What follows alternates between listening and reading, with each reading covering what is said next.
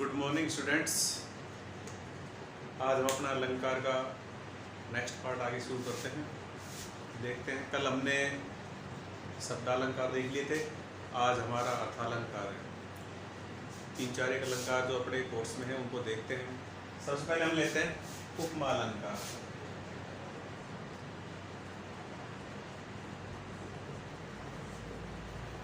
देखिए, अलंकार आपके 10th में भी काम आएंगे, 11th में भी काम आएंगे और 12th में काम आएंगे। और तीनों क्लासेस के बच्चे इनको ढंग से देखें, याद करें, क्योंकि जब हम व्याख्या वगैरह करेंगे, ठीक है, तो भावार्थ जब करते हैं तो इनका ज्ञान होना बहुत ज़रूरी है।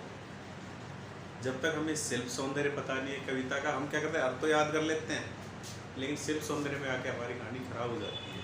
तो उसको पहले ठीक करना है हमें, ठीक है। और वो जब तक भाषा, शैली, रस इनका ज्ञान नहीं होगा तब तक वो ठीक नहीं हो सकता। तो हमें उसको पहले ठीक करना है, ठीक है। तो सभी ध्यान से देखेंगे, साथ साथ तैयार करते जाएंगे। चलिए, तो आज अपना है उपमा अलंकार। देखिए, उपमा का शाब्दिक अर्थ ही होता है तुलना करना। उपमा का शाब्दिक अर्थ अगर देखें तो क्या होता है, तुलना करना।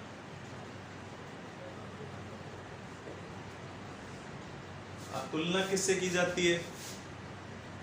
तुलना देखिए, किसी भी प्रसिद्ध वस्तु से सामान्य वस्तु की तुलना की जाती है। तो अपन इसकी जो परिभाषा है उसकी तरह की, जब गुण सादृश्य के आधार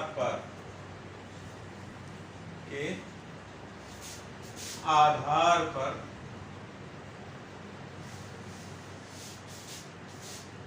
किसी वस्तु की किसी प्रसिद्ध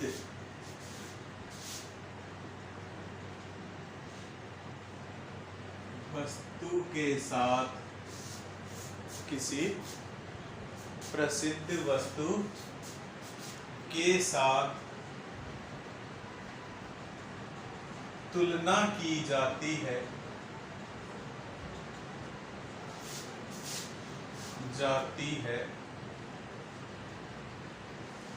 तो वहां पर उपमा अलंकार होता है। तो वहां पर कौन सा अलंकार होता है? उपमा अलंकार होता है। देखिए, यहाँ पर है गुण सादृश्य। सादृश्य का अर्थ होता है समानता, यानी कि गुणों की समानता, ठीक है। गुण सादृश्य का अर्थ होता है गुणों की समानता। तो गुणों की समानता के आधार पर जब किसी सामान्य वस्तु की किसी प्रसिद्ध वस्तु के साथ तुलना की जाए, समानता बताई जाए, तो वहां पर कौन सा अलंकार होता है? वहां पर उपमा अलंकार होता है, ठीक है। देखिए, जैसे हम कहें, सामान्य से उदाहरण देखते हैं, जैसे मुख चंद्रमा के समान सुंदर है।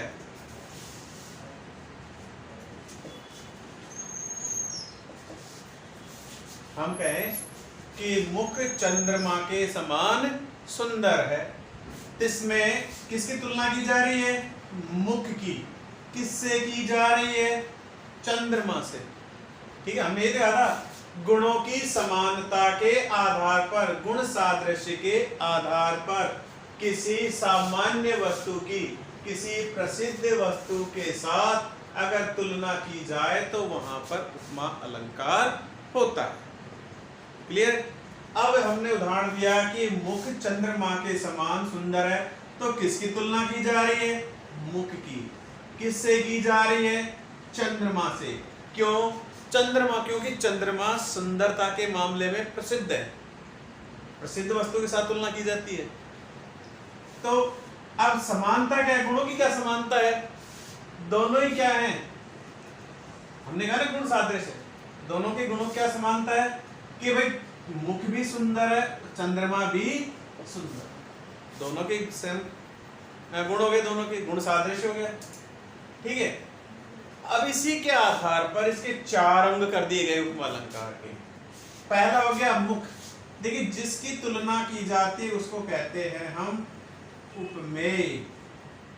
ठीक, जिसकी तुलना की जाए उसको हम क्या कहेंगे, उपमेय।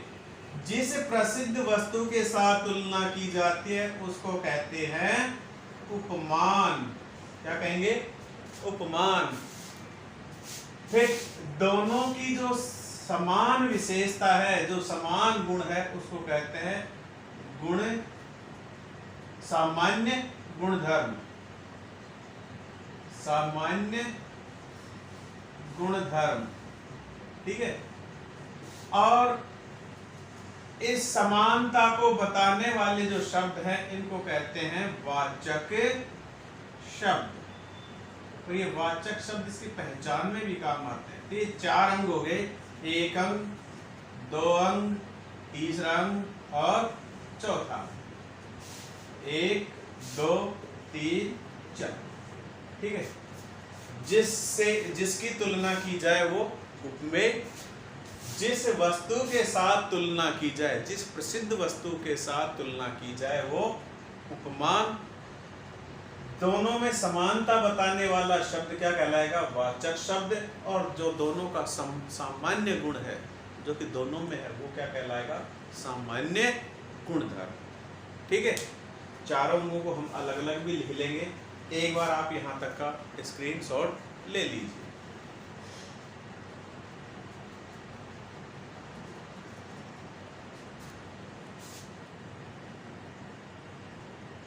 चलिए आगे चलते हैं।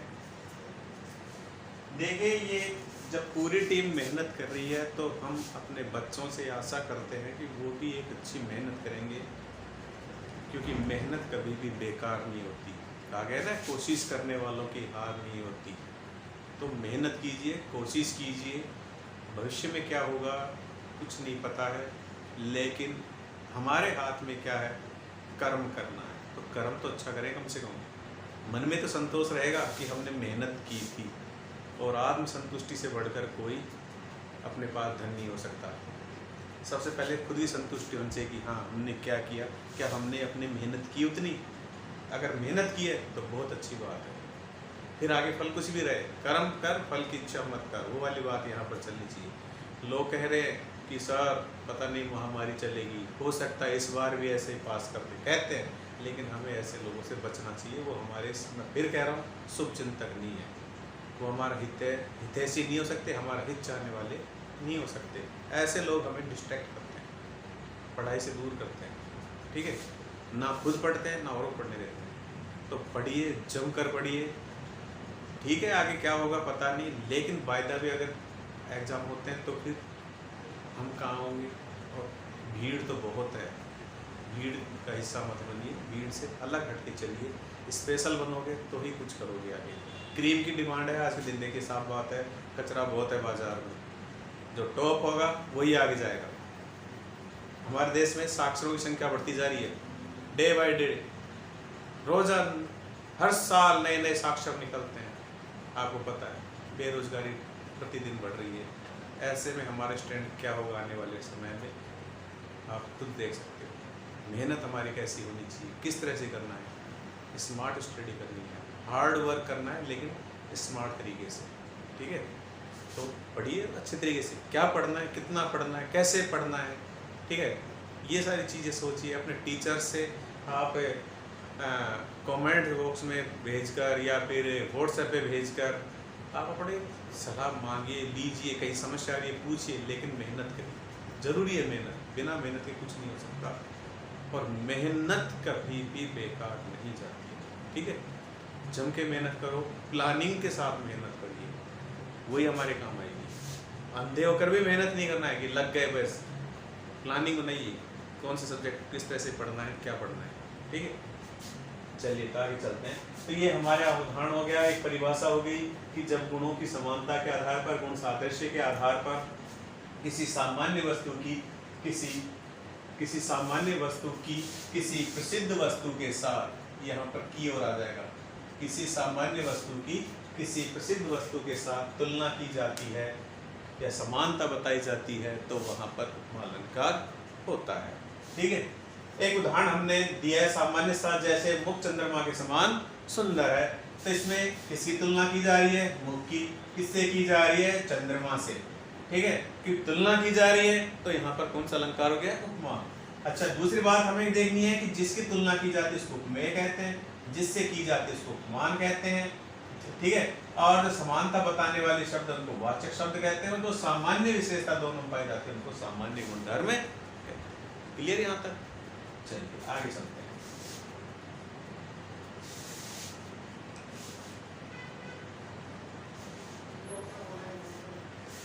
देखिए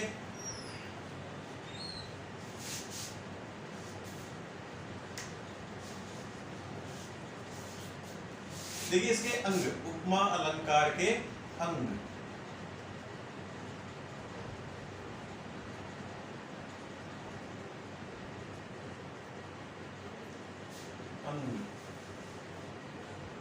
इसके देखिए 4 अंग होते हैं, हमने अभी बात कर ली थी। पहला होता है उपमेय। उपमेय कौन होता है? जिस सामान्य वस्तु की तुलना की जाए, जिस सामान्य वस्तु की तुलना की जाए उसे क्या कहते हैं? उपमेय। नंबर 2 पे आता है उपमान। ठीक है, जिस प्रसिद्ध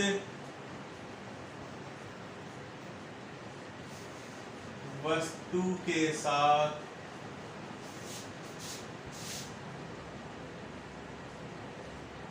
तुलना की जाए। क्लियर? नंबर 3, तीसरा है साधारण गुणधर्म। किसे कहेंगे? उपमेय व उपमान की सामान्य विशेषता। उपमेय और उपमान दोनों की जो सामान्य विशेषता है उसे हम क्या कहते हैं? साधारण गुणधर्म। ठीक है, और नंबर 4 पे आ गया वाचक शब्द। जो समानता बताने वाले हैं, जो तुलना में काम आते हैं, ऐसे शब्दों को वाचक शब्द कहते हैं। जैसे सा, सी, से, सम, सरिस, समान। सा, सी, से, सम, सरिस, समान, ये वाचक शब्द आपको इसमें मिलते हैं। अच्छा, ये जरूरी नहीं है कि उदाहरण में चारों अंग मिलें, चारों अंग मिल भी सकते हैं, कोई एक या 2 अंग उसमें से लुप्त भी हो सकते हैं। इसी के आधार पर उपमा अलंकार के 2 भेद और किए जाते हैं। एक होता है पूर्णोपमा, एक होता है लुप्तोपमा। ठीक है, पूर्णोपमा में 4 अंग होंगे, लुप्तोपमा में कोई भी 1 या 2 अंग उसमें से नहीं मिलते हैं, गायब हो जाते हैं। ठीक है, तो देख लेते हैं हम इसके और उदाहरण देखते हैं। ठीक है, इसको एक बार फिर से देखिए। उपमा अलंकार के 4 अंग होते हैं। क्लियर? 4 अंग कौन से हैं? उपमेय, उपमान, साधारण गुणधर्म और वाचक शब्द। ठीक, उपमेय किसे कहते हैं? जिस सामान्य वस्तु की तुलना की जाए। उपमान जिस प्रसिद्ध वस्तु के साथ तुलना की जाए। ठीक है, साधारण गुणधर्म उपमेय उपमान की जो सामान्य विशेषता है उसे हम क्या कहते हैं, साधारण गुण धर्म। और वाचक शब्द कौन कौन शब्द है, सा सी से सम सरि समान लो, ये सब वाचक शब्द हैं। ठीक है, आगे देखते हैं, उदाहरण देखते हैं, उदाहरण समझते हैं। देखिए, पहेली सा जीवन है व्यस्त। बताइए, सोचिए क्या चार अंग हैं, सोचिए, और है तो कौन सा अंग क्या है, किसकी तुलना किसके साथ की जा रही है, सोचिए। देखिए, पहेली सा जीवन है व्यस्त, जीवन की तुलना किससे की जा रही है, पहेली से। ठीक है, तो जीवन क्या हो गया इसमें, उपमेय। ठीक, जीवन की तुलना किससे की जा रही है, पहेली से। पहेली क्या हो गया, उपमान। ठीक, सा क्या हो गया, सा क्या हो गया, वाचक शब्द।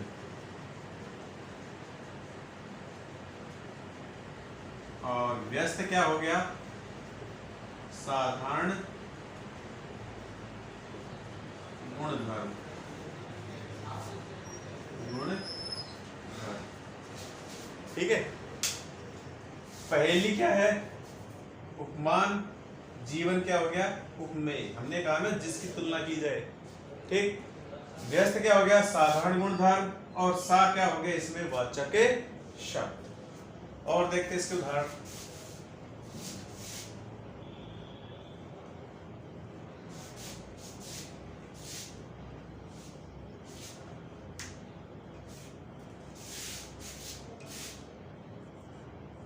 पीपर पात सरिस मन डोला। पीपर पात सरिस मन डोला। सोचो कौन उपमेय है, कौन उपमान है, सोचिए।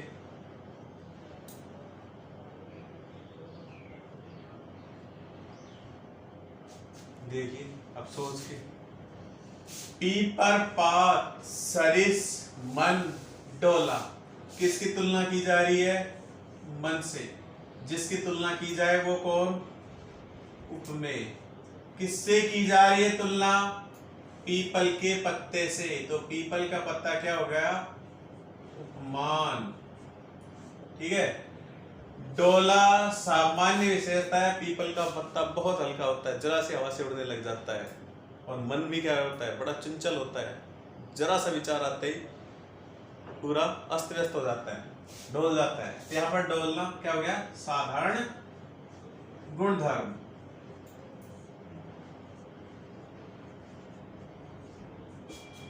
सरिस वाचक शब्द। ठीक है, अब इन दोनों में क्योंकि चारों अंग हैं तो ये दोनों कैसे हो गए, पूर्णोपमा के। पूर्णोपमा, जिसमें चारों अंग होंगे वो पूर्णोपमा, और अगर एक भी अंग गायब है तो वो कैसा हो गया, लुप्तोपमा। ठीक है, और देख लो इसके उदाहरण।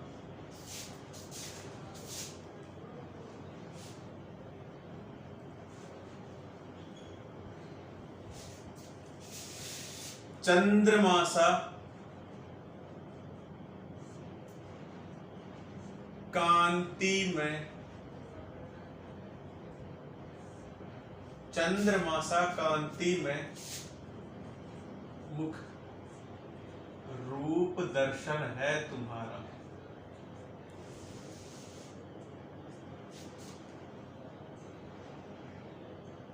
चंद्रमासा कांति में मुख रूप दर्शन।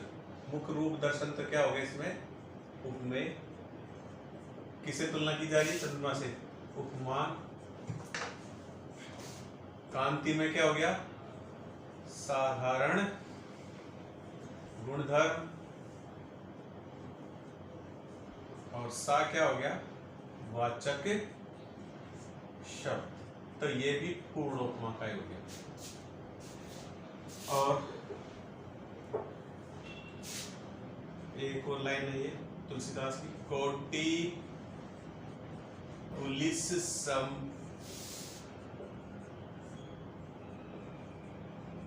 वचन तुम्हारा, व्यर्थ धरव धनुवान कुठारा। कोटि कुलिसम वचन तुम्हारा, हाँ जी, किसकी तुलना की जा रही है, वचन की। तो क्या हो गया, उपमेय। कोटि कुलिस, करोड़ों वज्रों के समान, ठीक है, वज्रों से की जा रही है, तो क्या हो गया, उपमान।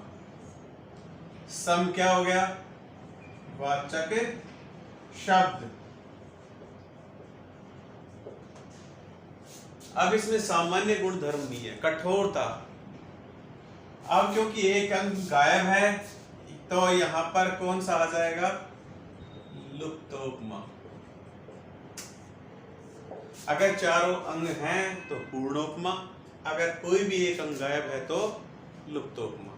ठीक है, तो इस तरह से उपमा होता है। उपमा में हमने क्या देखा कि जब किसी सामान्य वस्तु की किसी प्रसिद्ध वस्तु के साथ समानता बताई जाती है, तुलना की जाती है, तो वहां पर होता है उपमा अलंकार।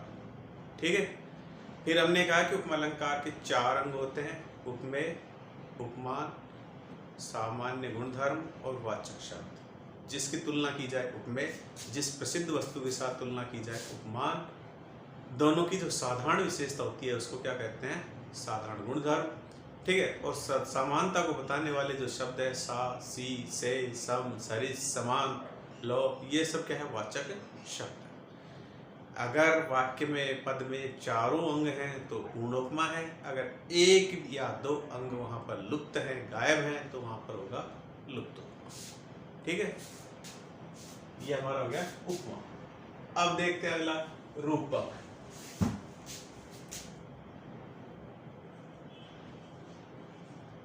रूपक अलंकार।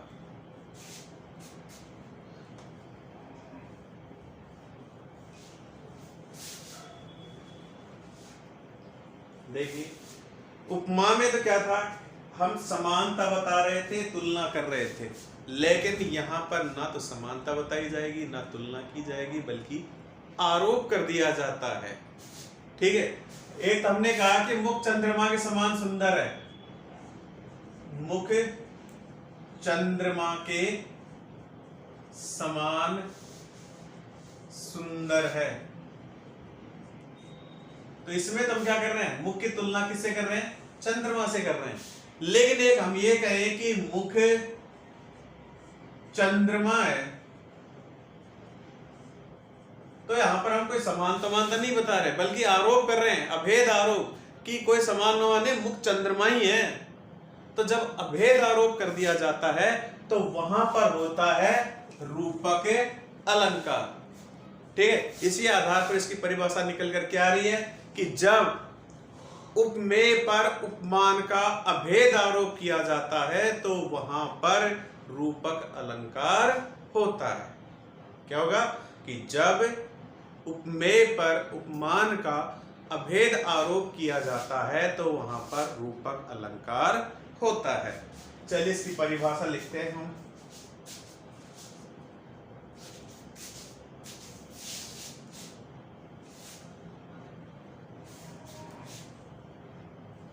देखिए, जब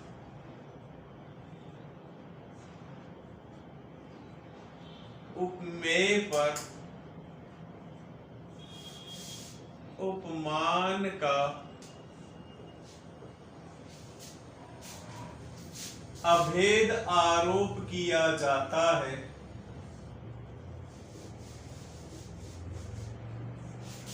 आरोप किया जाता है,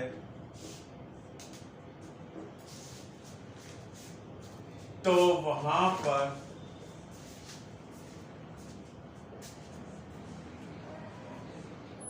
रूपक अलंकार होता है। ठीक है, देखिए इसमें क्या होगा कि पहचान का सामान्य तरीका है कि अमूमन इसमें दो शब्दों के बीच में डैश लगा हुआ मिलेगा आपको। और एक दूसरी विशेषता होती है कि जब विश्लेषण करते हैं, विवेचन करते हैं, तो दोनों शब्दों के बीच में एक शब्द निकल के आता है रूपी। ये शब्द आपके निकल के आएगा, डैश मिलेगा। हालांकि जरूरी नहीं है 100% हमके 100% मिलेगा, ऐसा नहीं होता है, नहीं भी मिले, लेकिन विवेचन करने पर इसमें क्या निकल के आएगा, रूपी शब्द निकल के आएगा ही आएगा, ये तो तय है। ठीक है, तो ये दो थोड़ा सा सामान्य पहचान के लिए बता रहा हूँ। उदाहरण देखते हैं इसके। तो हमने क्या कहा, जब उपमेय पर उपमान का अभेद आरोप कर दिया जाता है। अभेद मतलब कोई समानता नहीं है, कोई तुलना नहीं है, कोई अलग अलग नहीं बताया जा रहा, आरोप ही कर दिया गया कि ये तो यही है, मुख्य चंद्रमा ही है, तो वहां पर क्या होगा, रूपक अलंकार। जैसे हमने कहा कि मुख्य चंद्रमा है, तो ये उदाहरण ले लो, मुख्य चंद्रमा है। और देखो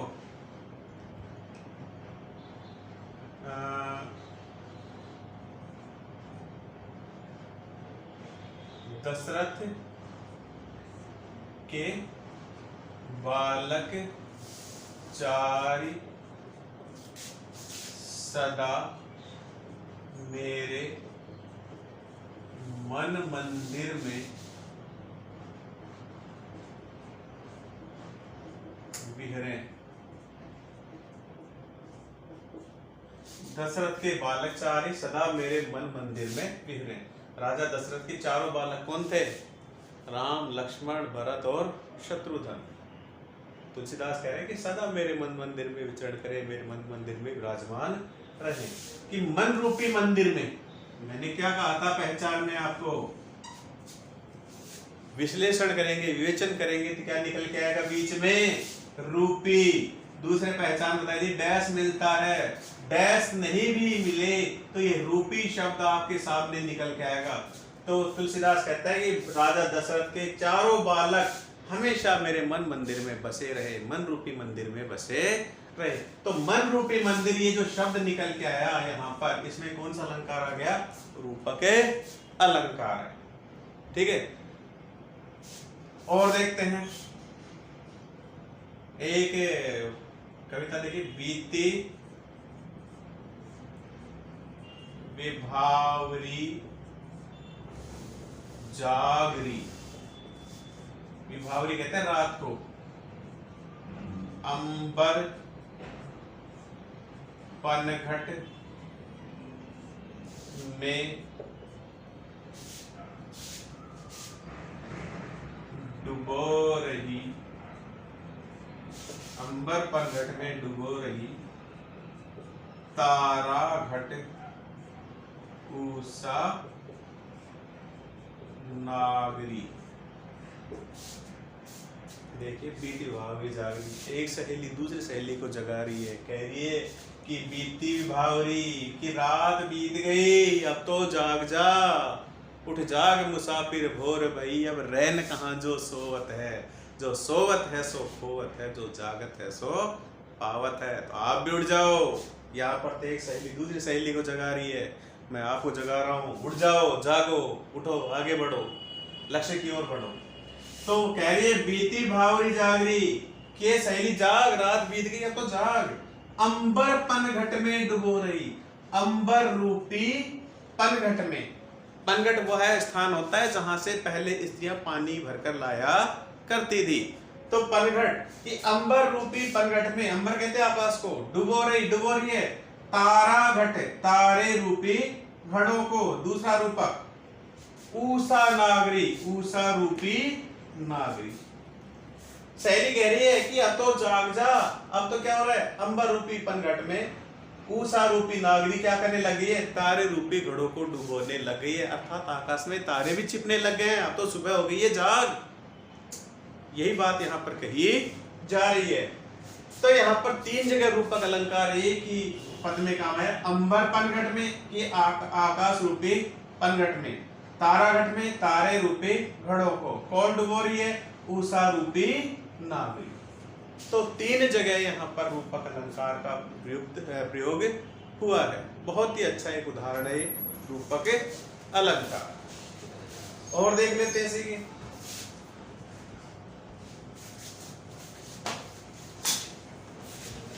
चरण, कमल, मृदु, मंजू, तुम्हारे।